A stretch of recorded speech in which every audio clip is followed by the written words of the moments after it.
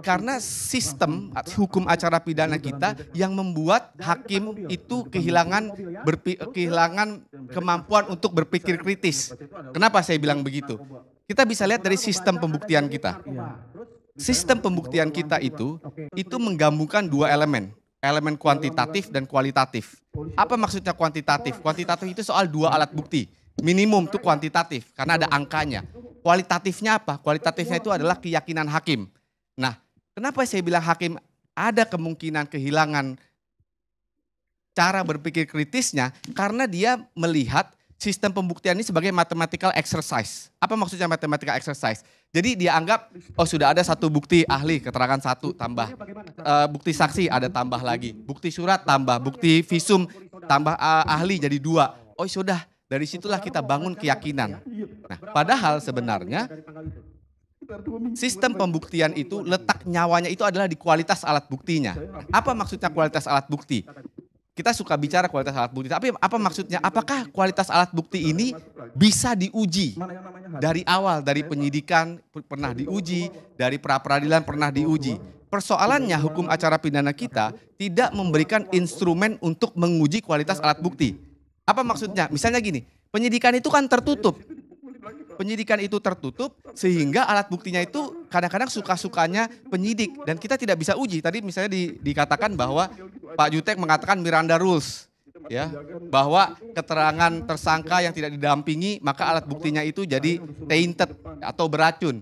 Sayangnya kita nggak kenal itu.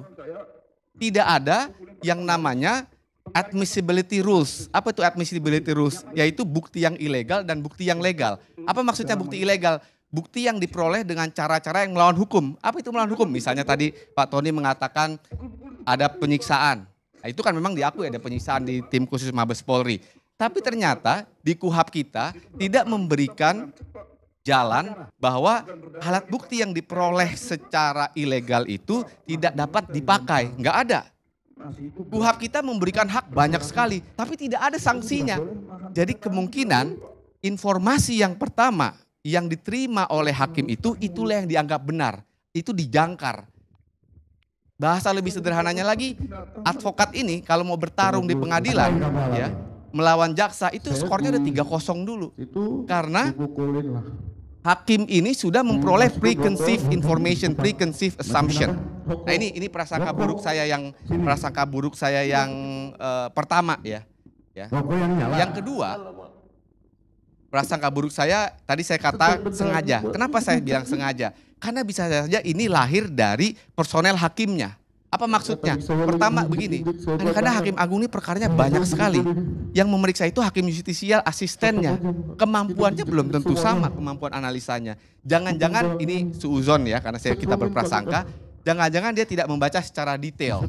Nah ini persoalan. Di dalam literatur-literatur ini temuan kenapa kerusakan kualitas reasoning dari putusan hakim kita, salah satunya adalah overburdened courts.